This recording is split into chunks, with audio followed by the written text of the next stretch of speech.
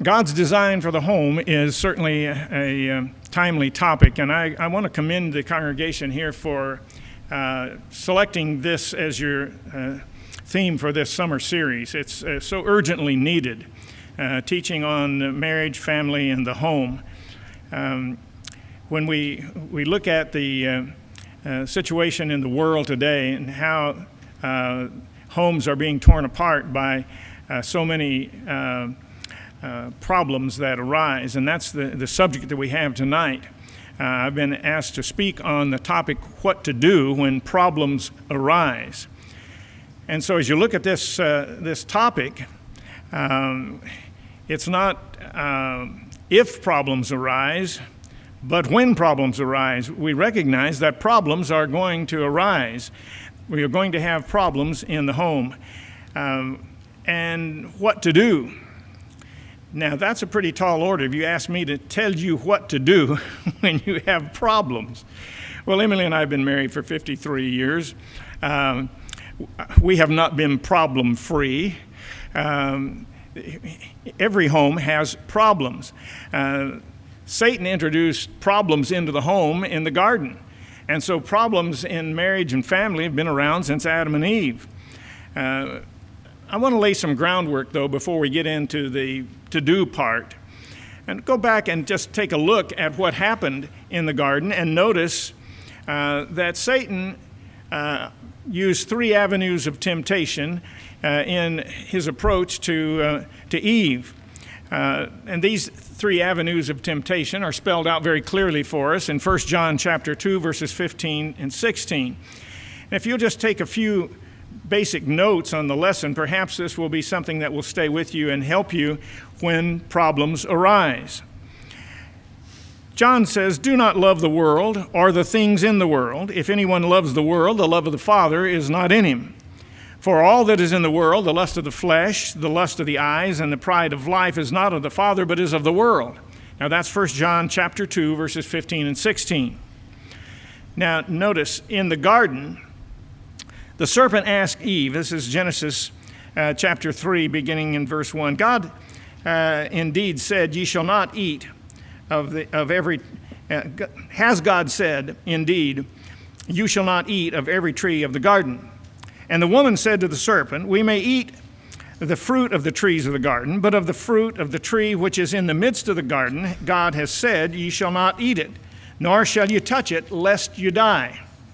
Then the serpent said to the woman, "You will not surely die, for God knows that in the day you eat of it, your eyes will be opened, and you will be like God, knowing good and evil." So when the woman saw that the tree was good for food, so that it was pleasant to the eyes, and a tree desirable to make one wise, she took of its fruit and ate. She also gave to her husband with her, and he ate. So notice, as we compare 1 John 2, 15 and 16 with what we read here in the Genesis account of temptation in the garden. Eve saw the fruit that it was good for food. Here would be the lust of the flesh.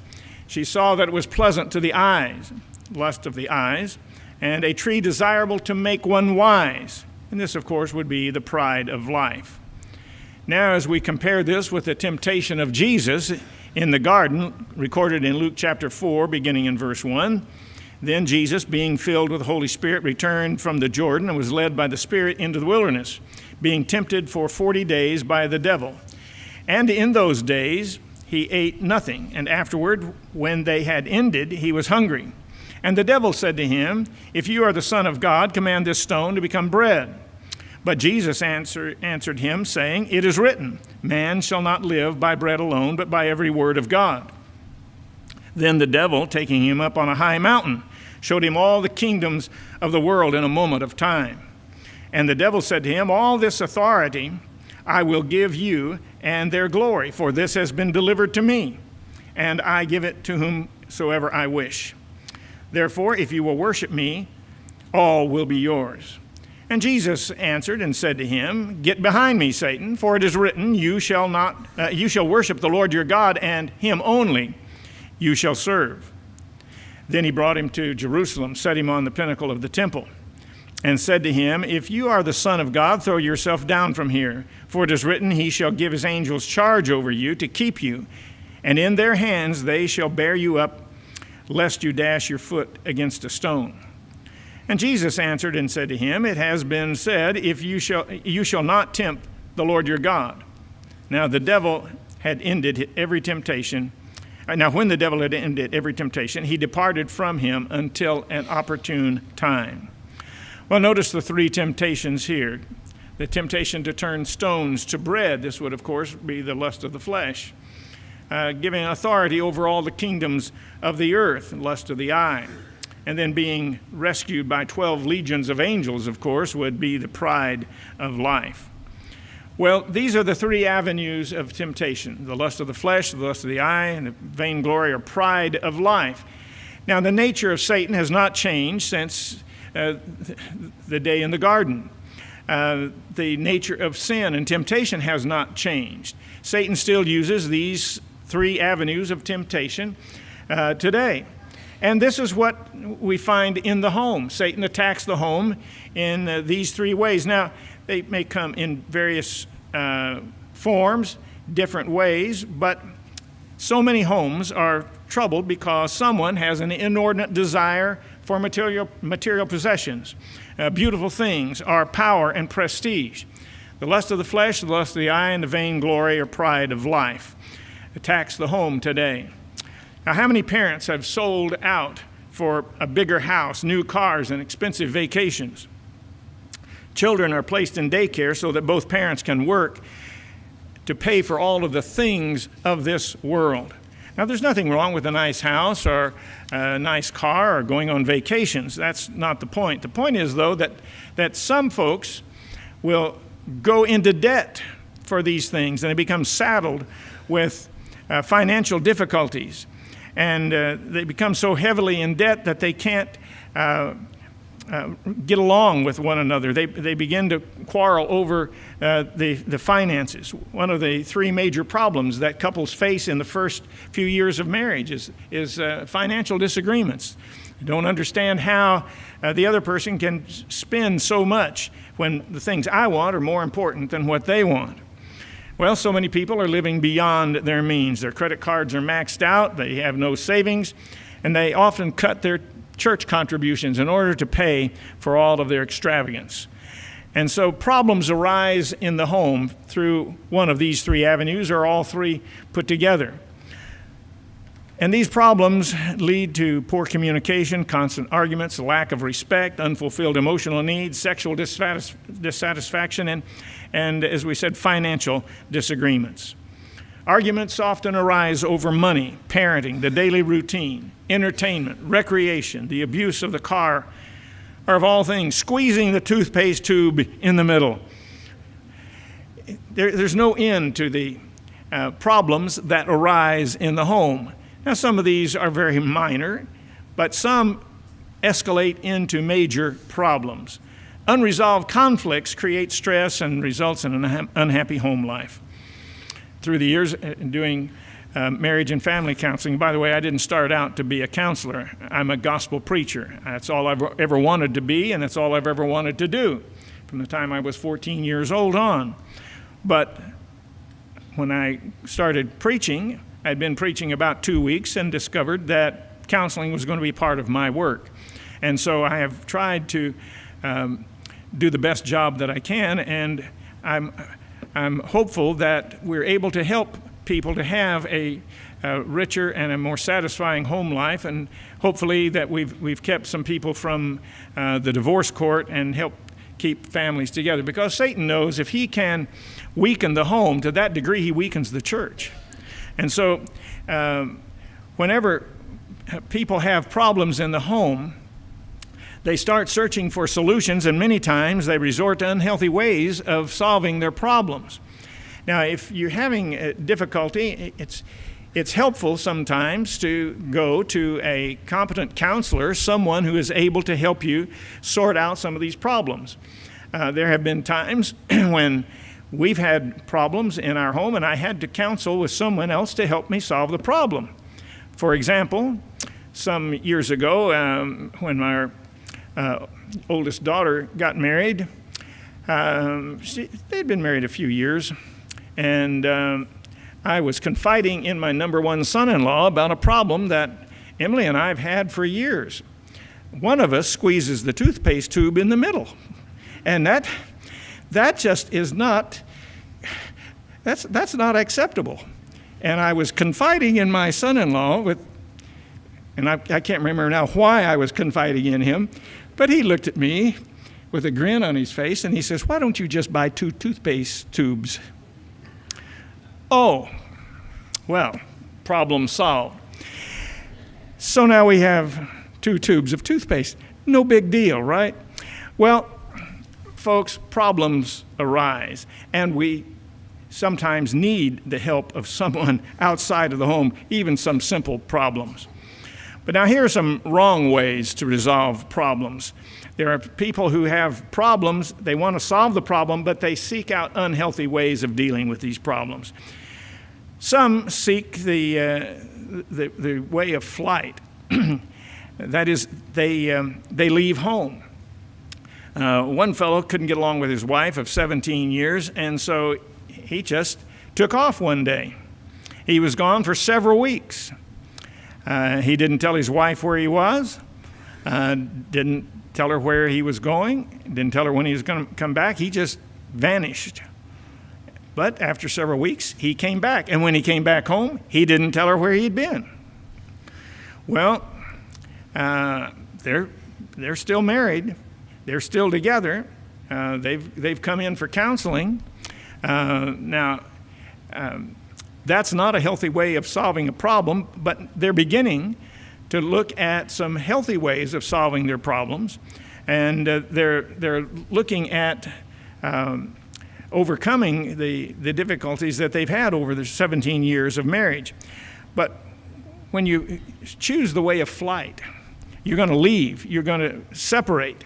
You can't work on a problem unless you're together. And so this is very unhealthy for any marriage, and you're not going to be able to be successful if you're going to take the way of flight. Now, some don't actually leave home, but it's the way of flight anyway.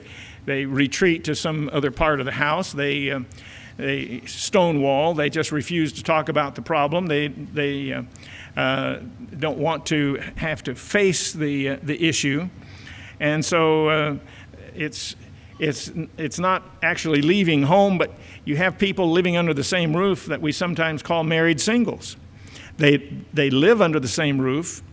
They share the bills and all of that sort of thing, but they don't have any togetherness. They're not working on their problems together. They're not spending time in overcoming their problem. And so this is not going to solve the problem at all. They think by not talking about it that the problem may just go away. Well, problems like that just don't go away. Some seek to solve their problems through manipulation and abuse.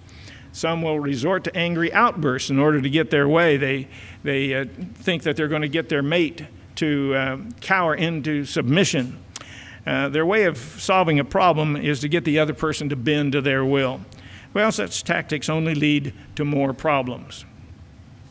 Now I want to give you some suggestions for dealing with problems in a biblical and in a healthy way. And so there are several suggestions. I have a little worksheet that I use with couples, and I'm kind of working off of that worksheet, and I've just incorporated it into the lesson tonight. So this is not, out of the book of Acts, but it is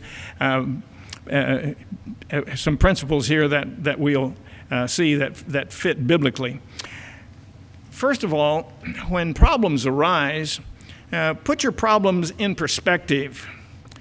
I ask couples to tell me on a scale of 0 to 10, 10 being urgent, life-altering, life-threatening, and 0 being not much of a problem at all.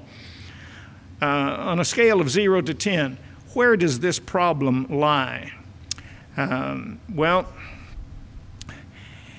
So many times when people start to analyze and see, is this problem something that is life-altering? Is this something that's going to to threaten my life or the life of another individual. Then we can begin to see where we need to go as far as solving the problem. Some of these problems, like a toothpaste tube, rank -0. These are not serious problems. But if you've got a problem that is going to require medical attention, if you need professional help in overcoming a problem, maybe a substance abuse problem, that sort of thing, then you're going to need some qualified help in order to overcome that problem. Well, as you start to work on a problem, let's put it in perspective. And here's where I think the Old Serenity Prayer is so very helpful. And I'm sure you've heard this before. The idea of the prayer is, Lord, help me to change the things that I can change. Help me to accept the things that I cannot change. And please give me the wisdom to know the difference. There are some things that you cannot change. There are some things that you don't have any control over. What the other person does, you don't have control over. Now, I sometimes use the illustration of the old seesaw. You have the teeter-totter, as we had it. Sometimes I use my pen like this, the seesaw out in the playground. When I was a child, we had a seesaw on the playground, and my sister would be on one end and I would be on the other. Now, I don't have any control over the person on the other end of the seesaw. But what I do on my end does have an effect on the other person. So when I have a problem that is out of my control, I just try to do the best that I can do. That if you do the best you can do on your end of the seesaw, it'll have an effect on the other end. So you can't control the other person, but you can control yourself. And so put things in perspective.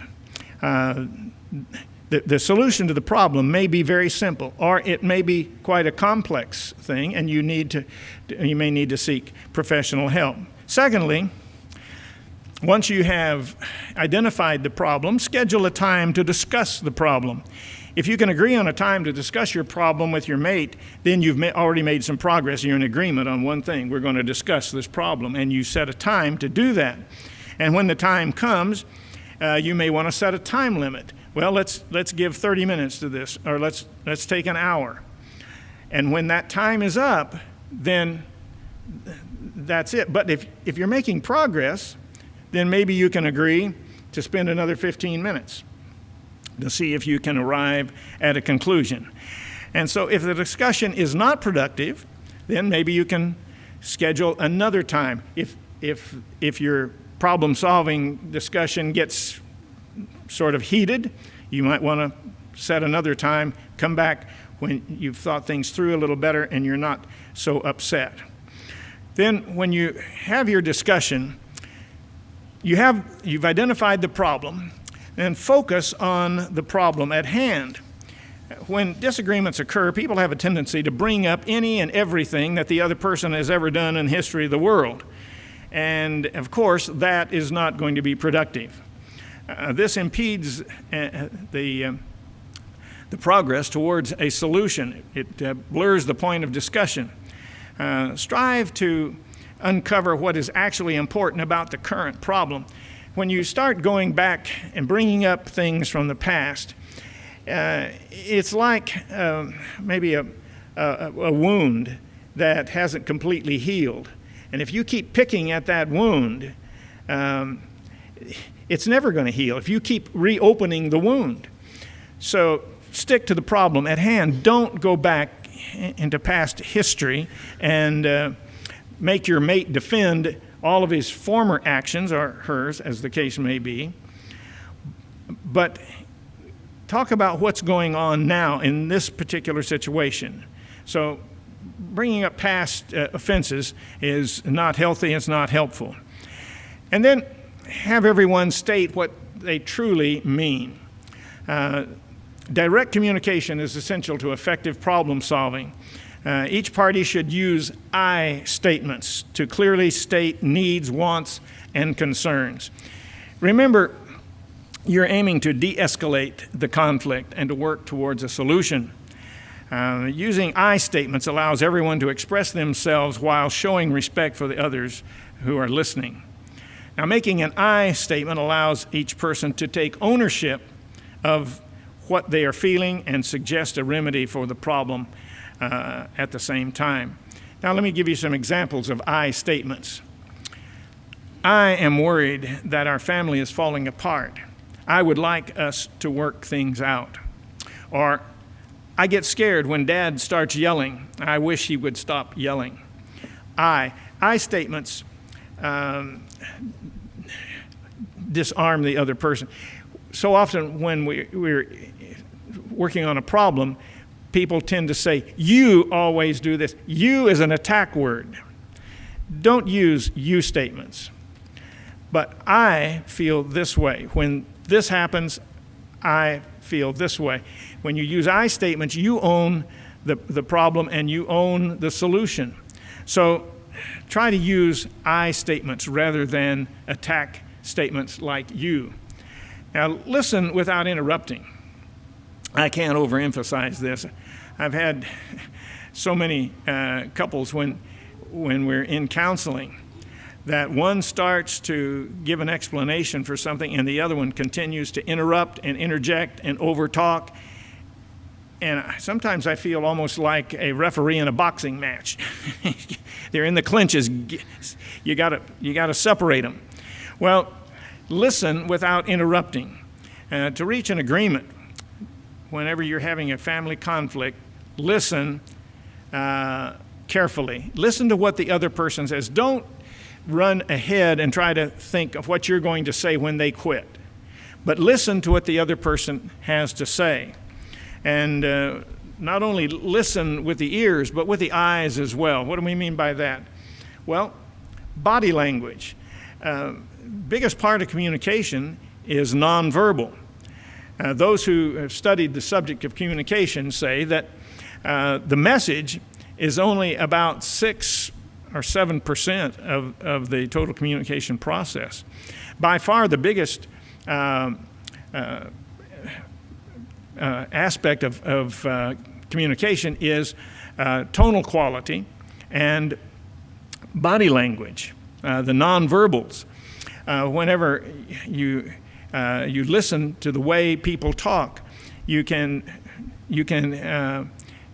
change the meaning of a word or a sentence, I should say, by the tone of voice. For example, take the sentence, I didn't say she stole the money. You can change the meaning of that one sentence so many different ways just by the inflection of your voice. I didn't say she stole the money. I didn't say she stole the money. I didn't say she stole the money. See, you can just the inflection of the voice. Listen to the tone of voice. And when you're speaking, watch the way you talk. Be careful of your tone of voice and make sure that your tone of voice matches the message. And the body language, if the person is rolling their eyes while they're talking, that throws the whole thing off.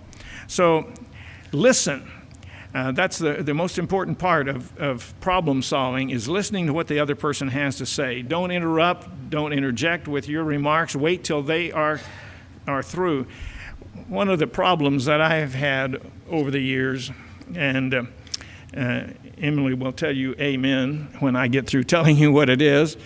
I like to finish her sentences for her because I know where she's going with this, and she gives me a little bit more information than I'm really wanting, and so she starts telling me something, and I'll finish her sentence for her, and then she puts her hands on her hips. No, that's not what I was going to say.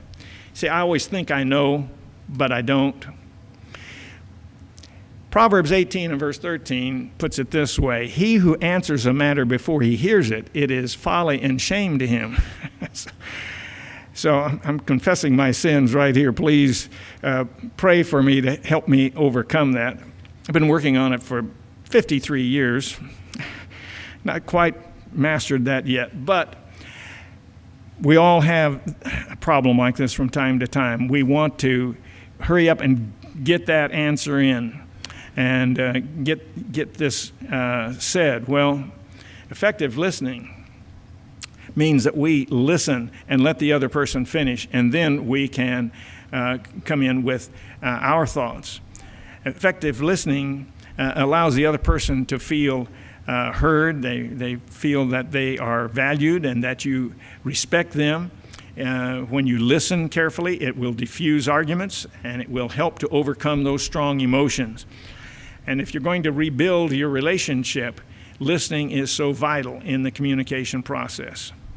And then validate and show respect for the other person's point of view. Now, when we say validate, we're not saying that you don't have to agree. Maybe you disagree with what the other person is saying, but you need to show that you understand what the other person is saying and that you accept them for who they are and respect their point of view.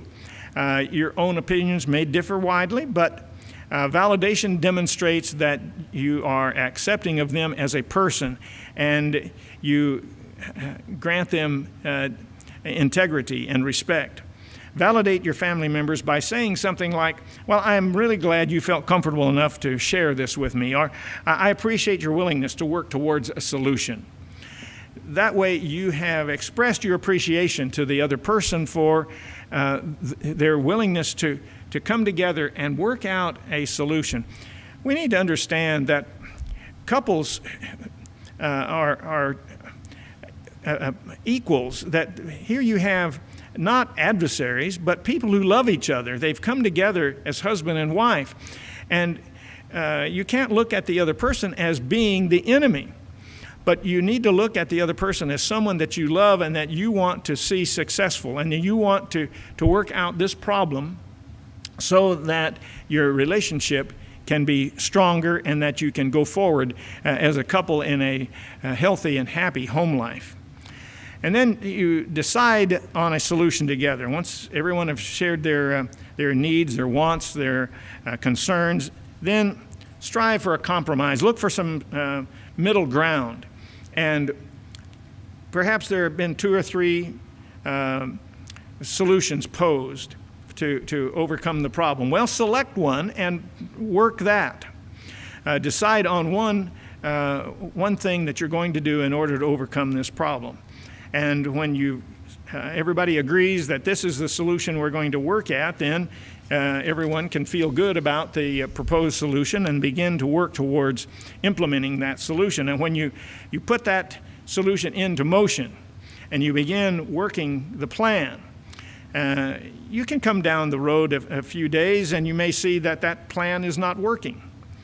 Well, if it doesn't work, then you can come back to the negotiating table and pose another solution. But you're not looking at the death of a relationship. You may be looking at the death of an idea, but not the death of the relationship. You can come back and renegotiate. And that's a much healthier way to solve problems. If one solution doesn't work, then maybe another one will. But don't give up on the relationship simply because one of your solutions has not worked. Well, these are some things that we go through in counseling to help people sort out their problems and to work on a healthy solution. But let me give you some biblical principles on handling problems in the family, and these are just some very basic biblical principles that will help in some way to alleviate problems, keep us from having so many problems. And when problems arise, if we'll think about these particular things, I believe it will help us to overcome those problems in a biblical way. First of all, we need to desire to get along with others. In Romans chapter 12 and verse 18, Paul says, "If it is possible, as much as depends on you, live peaceably with all men." Now, I sometimes use this passage in counseling and just change a word or two when I've got a couple in front of me and we say, let's read this passage together. Romans 12:18. If it is possible, as much as depends on you, live peaceably with your husband. Live peaceably with your wife.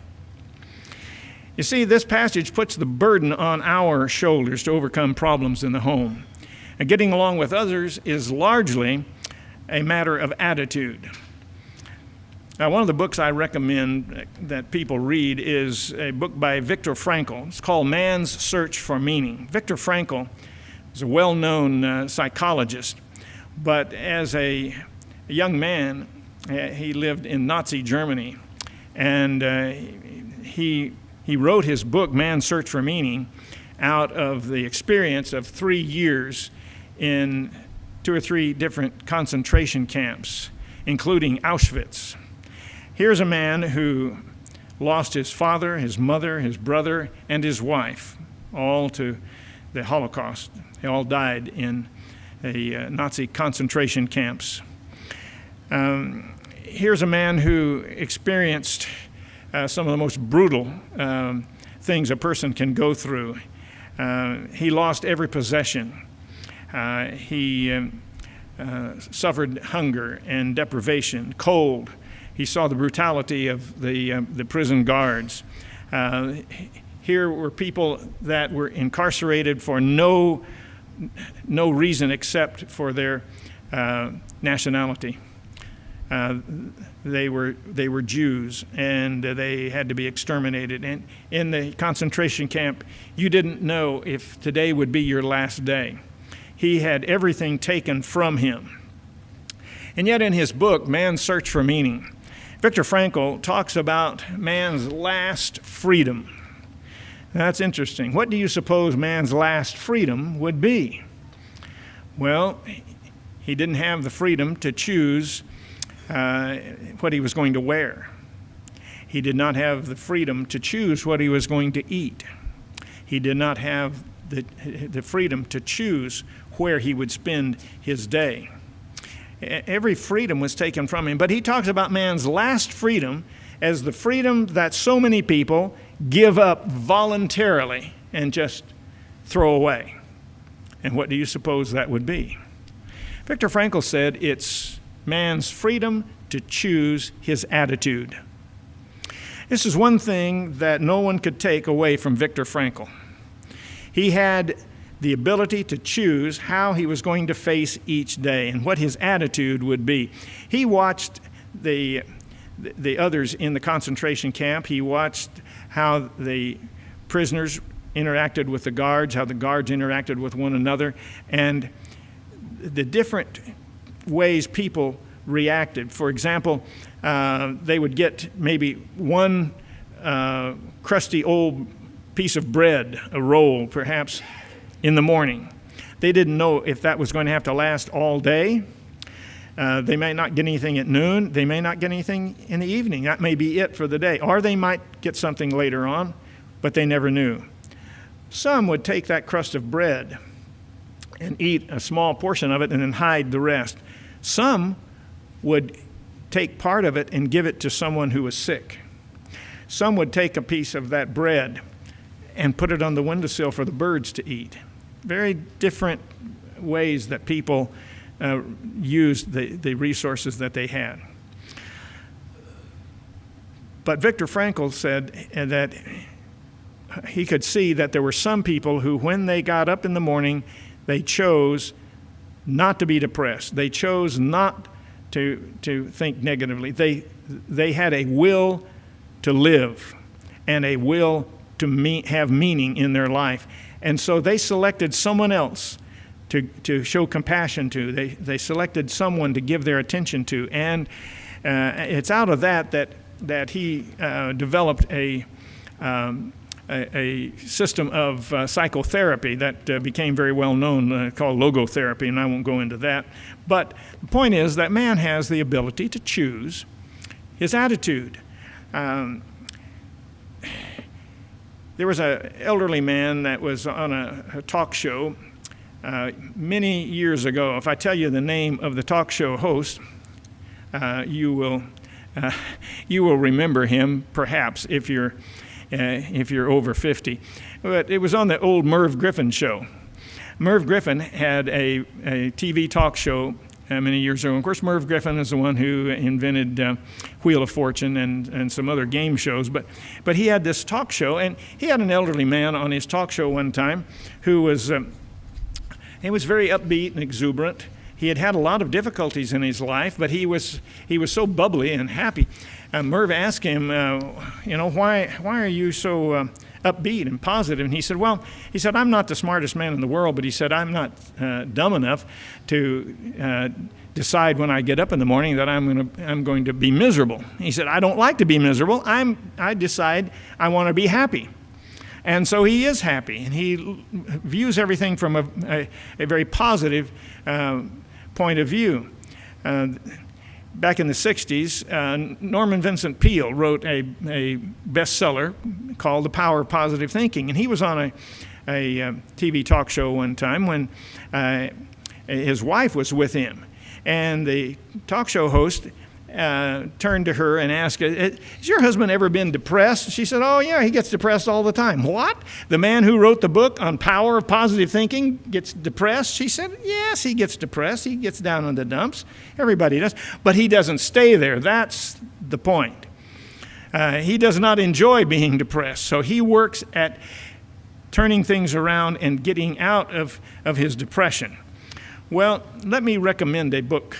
Now, The Power of Positive Thinking was a good book, but another good book is Happiness is a Choice by Frank Minirth. Now, that's a book that will help you to develop a more positive attitude towards a lot of different kinds of problems. But the title pretty much says it all. Happiness is a choice. Here's another book, as long as I'm going to recommend some books for you. Living Together in Knowledge by Don and Jane McWhorter. Living Together in Knowledge. Wonderful book, gives you some good insights into married life and solving problems. But first of all, in overcoming the problems that will naturally come in life, first of all, desire to get along. As much as depends on you, be at peace with your mate. Be at peace with all men. The responsibility lies upon our shoulders to determine that we're going to get along. We decide, we have that freedom to choose to get along with others. And I'm not going to engage in negativity. Secondly, don't be harsh in your judgment. In Matthew chapter 7, in the Sermon on the Mount, Jesus said this, judge not that you be not judged, for with what judgment you judge, you will be judged, and with measure you use, it will be measured back to you. Friends, if we're harsh in our judgment of others, others will be harsh in their judgments of us. That's what Jesus said. Now, in this passage, Jesus talks about the proper way of judgment, and that harsh judgment and judging in matters where we ourselves are guilty is a hypocritical judgment. But notice, we are to judge. People have specks in their eyes that need to come out, but we have a beam in our own eye. We're not going to be able to help a person with a speck. So here's where you put things in perspective. And you don't judge others with a harsh judgment, because that's exactly the way you're going to be judged. For with what judgment you judge, you will be judged, Jesus said. Well, God does not call upon us to be critics of our mate. Some seem to think that it's their duty to point out the flaws of others, but that's not our job as Christians, and that's not our job as husband or wife. Solomon observed, the discretion of a man makes him slow to anger, and his glory is to overlook a transgression, Proverbs 19, verse 11. Now, it's very easy to get into the fault-finding business, but let's remember that love thinks no evil, 1 Corinthians 13:5. Let's remember that God doesn't expect us to be critics of our mate, but to love one another. Rather than keeping track of supposed wrongs done by one's mate, one should look for the good things he or she has done and express appreciation appropriately. When we do that, the results can be amazing. Then thirdly, learn to forgive and forget. During a lifetime together, married partners will naturally make mistakes and will offend each other. No human being is perfect. God's word calls upon us to forgive. Notice Colossians chapter 3 and verse 13. Paul says, forbearing one another and forgiving one another, if any man have a quarrel against any, even as Christ forgave you, so also do ye. Colossians 3 verse 13. Forgiving one another. How important it is that we forgive and forget. Well, someone says, well, I just can't forget what my husband has done. I can't forget what my wife has done. Well, they say, I can forgive, but I can't forget. Well, what do we mean when we say forgive and forget? Remember that when God forgives, he forgets. Hebrews chapter 8 and verse 12 says, for I will be merciful to their unrighteousness, and their sins and their lawless deeds I will remember no more. Now that's a quotation from Jeremiah 31:31 and following. But God said, when I forgive their sins, I will remember their sins and iniquities no more. How is that possible? God is an all-knowing God. Does God have a forgetter back here somewhere that he puts all of our sins? It's not that he doesn't know about those sins, but it's in the sense of bringing those sins against us again. When God forgives, then that's put away. Then he's not going to bring that sin up again. So when we forgive, we forget. It's not that it's not in our memory banks. It's still there, but we're not going to keep bringing that up. And we need to learn this passage, Colossians 3:13, forbearing one another and forgiving one another. If any man have a quarrel against any, even as Christ forgave you, so also do ye.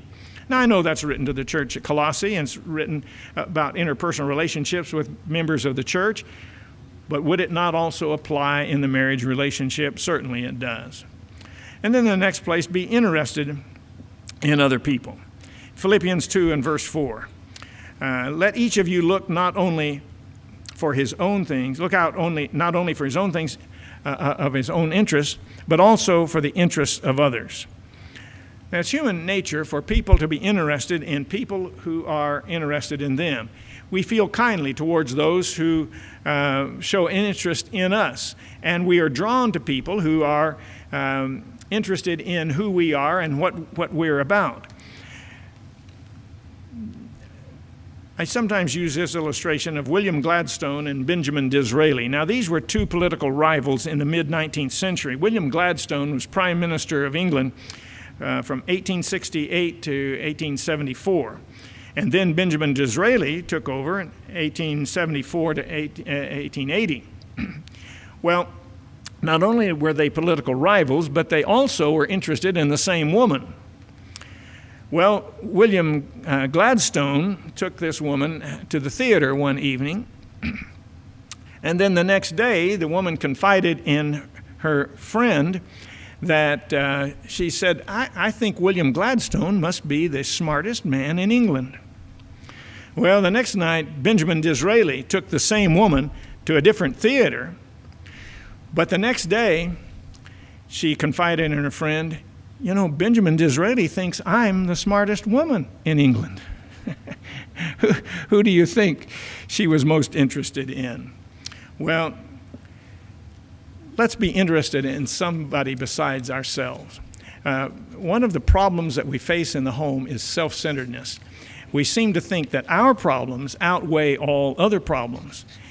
It helps our relationship if we can be interested in the other person and what's going on in their life and learn not to be so self-centered. And then let's learn to use goodness to overcome evil. Romans chapter 12 and verse 14, bless those who persecute you, bless and do not curse. And then skipping down a few verses to Romans 12 verse 20, therefore if your enemy is hungry, feed him. If he is thirsty, give him a drink. For in so doing you will heap coals of fire on his head. Do not be overcome by evil, but overcome evil with good. Now, when other people are treating you unfairly, try to do something nice for them. When you think you're being mistreated, See if you can't heap a few coals of fire in the direction of the person that's giving you problems. Meaning, do something nice for them. Show them kindness.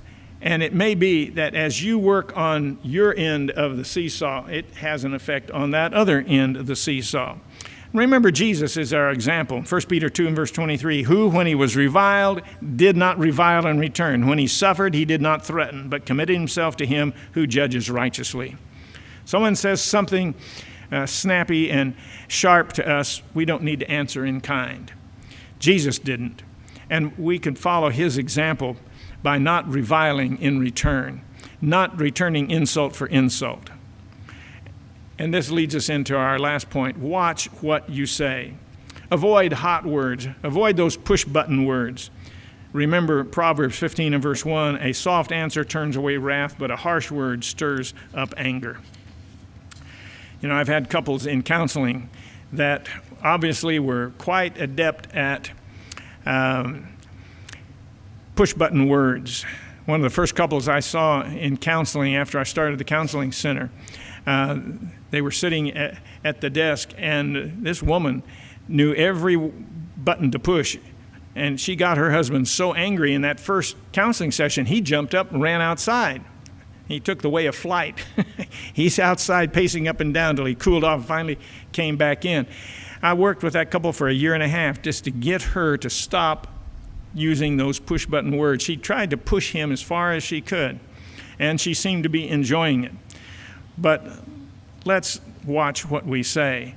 Avoid those push-button words. And remember, a soft answer turns away wrath, but a harsh word stirs up anger. So lower the volume. Don't use those harsh and angry words. And don't let quarrels get started. Proverbs 17 and verse 14 says, the beginning of strife is like releasing water. Therefore, stop contention before a quarrel starts. Just don't get into a quarrel. Sometimes there is no need to answer. If someone says that this object is blue and you think it's green, fine. It doesn't matter whether it's blue or green. You don't have to argue about that. Sometimes you just stop a quarrel before it starts. Well, some pride themselves on speaking their mind, but actually they expose how foolish they are. Notice what Proverbs 29 verse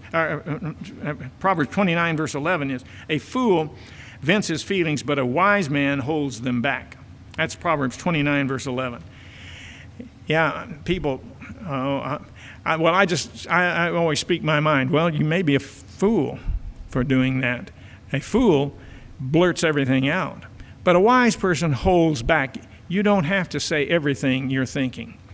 Let's remember that song, angry words, oh, let them never from the tongue and bridle slip. May the heart's best impulse ever check them ere they soil the lip. And so in our conclusion, problems have plagued the home since the very beginning. Adam and Eve faced numerous problems as the first couple. And from the time that Satan interposed himself in that first home, he still tries to disrupt home life today. He uses the lust of the flesh, the lust of the eye, and the vainglory of life to cause people to sin, to lead them astray, to destroy our home life. We learn that there are right ways and wrong ways to solve problems. Let's work at solving problems in healthy ways. Remember James chapter 3 and verse 18. Now the fruit of righteousness is sown in peace by those who make peace. What do you want at the end of the day when you come in from work and you come together as a couple or as a family? I've asked couples this nearly every time in our sessions. What do you want at the end of the day? And the answer is invariably peace. Well, the fruit of righteousness is sown in peace by those who make peace. Be a peacemaker in the home. Do what you can to have a peaceful, happy home life. The Bible has so much to say about interpersonal relationships. Spend time studying God's Word and reading those passages, especially like Romans 12 and Colossians chapter 3, and learn how to resolve family discord. We must desire to get along with others. We must not be harsh in our judgments. We must be interested in other people. We must overcome evil with good, and we need to watch what we say. So let's try to handle our family problems in biblical ways.